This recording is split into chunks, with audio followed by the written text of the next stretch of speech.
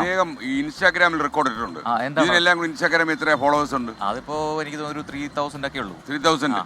അത് കിടന്ന് ശ്വാസം മുട്ടുമല്ലേ? എന്നാൽ 21 മില്യൺ, അതായത് 2,10,00,000 ആൾക്കാരിലാണ് ജിതേഷ് കിടന്ന് കറങ്ങുന്നത്.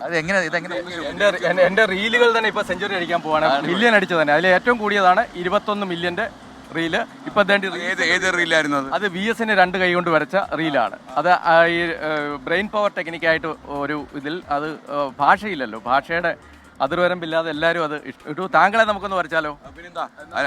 അത് എത്ര മില്യൺ കയറും? അത് എത്ര കയറുമെന്ന് നമുക്ക് നോക്കാം. ഏതായാലും ഇവിടുന്ന് താങ്കളെ വരയ്ക്കാൻ ഇച്ചിരി ബുദ്ധിമുട്ടാണ്. കാര്യം എന്താ പറയുക, അങ്ങ് വരച്ച വരെ നിൽക്കുന്ന മനുഷ്യനല്ല. കാര്യം എപ്പോഴും ഇങ്ങനെ ചാടിക്കൊണ്ടിരിക്കും. അപ്പോൾ വരച്ച വരെ നിൽക്കുന്ന അകത്ത ആളിനെ എങ്ങനെ വരയ്ക്കും? താങ്കൾ അങ്ങോട്ടൊന്ന് ഒരു സെക്കൻഡ് നോക്കിയാട്ടെ. ഞാൻ അങ്ങോട്ട് നോക്കി നിൽക്കണം അല്ലേ? എത്ര സെക്കൻഡ് എടുക്കും? നമുക്കൊന്ന് പെട്ടെന്ന് നോക്കാം. എനിക്ക് അങ്ങയുടെ സൈഡ് വ്യൂ വേണം. ഒരു അല്പം കൂടി ബാക്കിലോട്ട് നിന്നാ. ബാക്കിലോട്ട് ചായ എടുത്ത് തന്നെ ദേഹത്ത് ഒഴിക്കുമോ? ഓക്കെ. ഈ മുടി കറുപ്പിക്കുന്നതുകൊണ്ട് അത്രയും എനിക്ക് കറുപ്പ് അടിക്കാൻ ഏഷ്യൻ പെയിന്റ്സ്.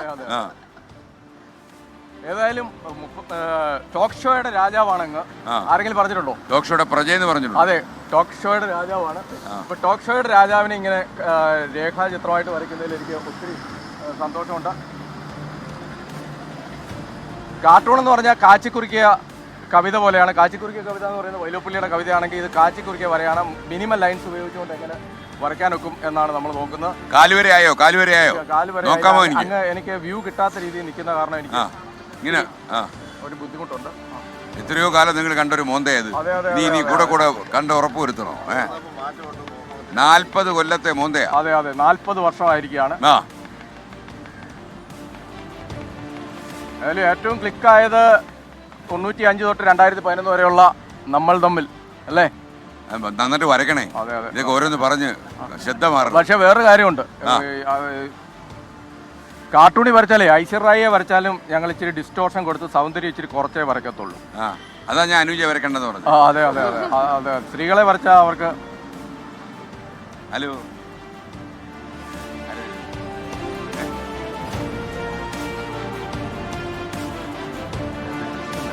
മുഖം ഇങ്ങോട്ടൊരു അല്പം കൂടെ തന്നാൽ.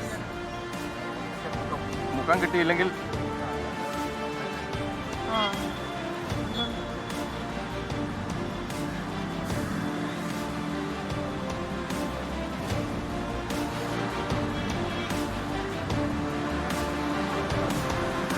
വേണമെങ്കിൽ വരയ്ക്കുന്നതിന് മ്യൂസിക് കൂടെ PCR കൊടുക്കട്ടെ അല്ലേ? ഒരു നല്ല മ്യൂസിക് അടിപൊളിയായിട്ട് കൊടുക്കട്ടെ. കാര്യം ഇത് ഇൻസ്റ്റാഗ്രാമിൽ കയറാനുള്ളതല്ലേ? മ്യൂസിക് ഉണ്ടോ സർ?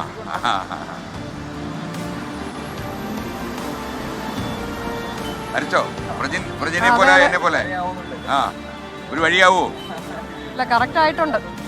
എന്റെ തലവര ഇതോടെ മാറും. ഇത് സംഭവം സൂപ്പർ ആണെങ്കിൽ നിങ്ങൾ എല്ലാവരും ഒരു നല്ല കൈഡി കൊടുക്കണം. കാര്യം സമയമായില്ല. ഇത് ഒരുപാട് മുന്നേറിയണോ?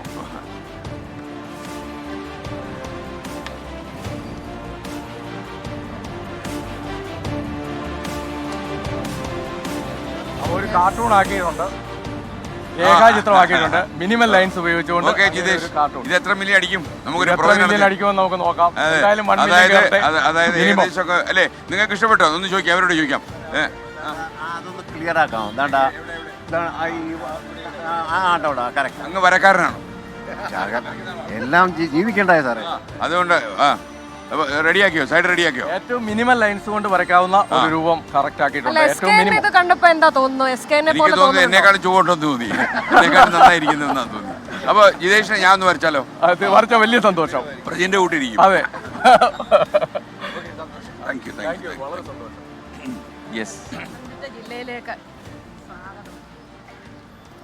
സുധ ഒരാളെയും കൂടെ കൂട്ടിയാ വന്നേക്കുന്നത്.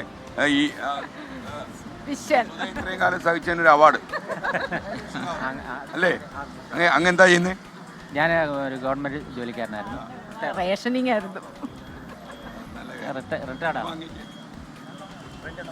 ഒരു ആദരവുള്ള ഭർത്താവായിട്ട് തുടരുക. കപ്പ് തരാം. അപ്പോൾ